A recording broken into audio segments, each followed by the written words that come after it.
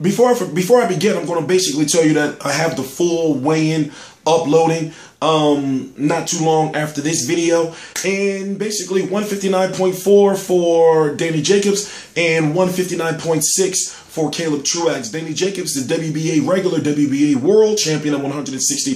What that means is you have Gennady Golovkin, who's the WBA super world, the recognized WBA champion, and then you got Danny Jacobs, who's the WBA world champion, the regular champion, that other one. Because remember, at 147, you have Floyd Mayweather, who's the WBA super world recognized champion.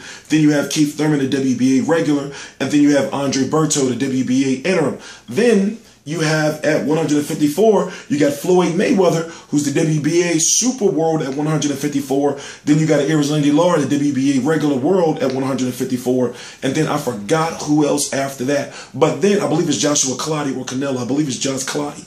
And then at 160, remember, you got Gennady Golovkin, WBA Super World, as I said previously. Danny Jacobs is the WBA regular, WBA World is what they call it. And then you have Chris Eubank Jr., who's the WBA interim at 160 pounds. So I'm T Street Controversy. This is T Street Controversy Live, April the 23rd, 2015. I cover every single major fight live.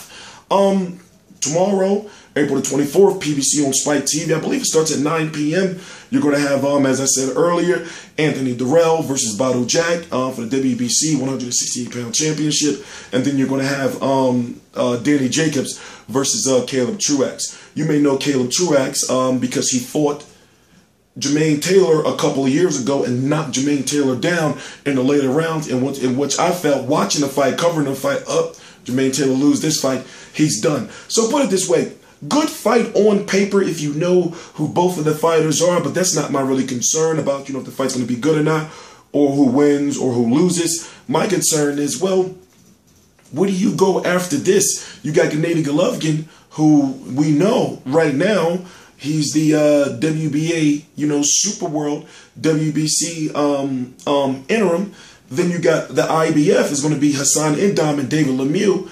And then you got the WBO, who's Andy Lee, who just had that draw with Peter Quillin. And Andy Lee has to fight Billy Joe Saunders next. So I'm thinking to myself, well, what is Danny Jacobs going to do, to capture a legitimate title? In my opinion, the winner of this fight, if it's him, in my opinion, it makes perfect sense to fight Peter Quillin. Doesn't it? If you think about it. Both of the guys, if I'm correct, are from Brooklyn. I know Peter Quillin is, but if I'm correct, Danny Jacobs is from there too. Both of these guys are Al Heyman fighters. Both of these guys are fighting at 160 pounds. Both of these guys need a real championship and a real defining win. So that would be the perfect fight for him. So who's going to win tomorrow? Put it this way. Danny Jacobs is supposed to. Remember, he got knocked out bad by Dimitri Pirog. What was this, in 20...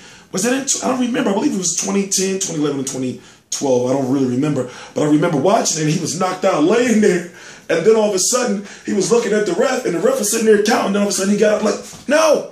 And it's like, you were asleep for a minute, bro. You wasn't really with us. But I'm going to be covering that fight live. What I'm going to be doing is getting off here right now and getting the weigh-in uploaded so you guys can see it. Please subscribe, share. Follow on Twitter at T Street Controversy. Follow on Instagram at T Street Controversy. Facebook, T Street Controversy. Also for all my videos, interviews for myself, articles, and others, realcombatmedia.com is the first link in the description box. T Street Controversy. T Street Controversy Live.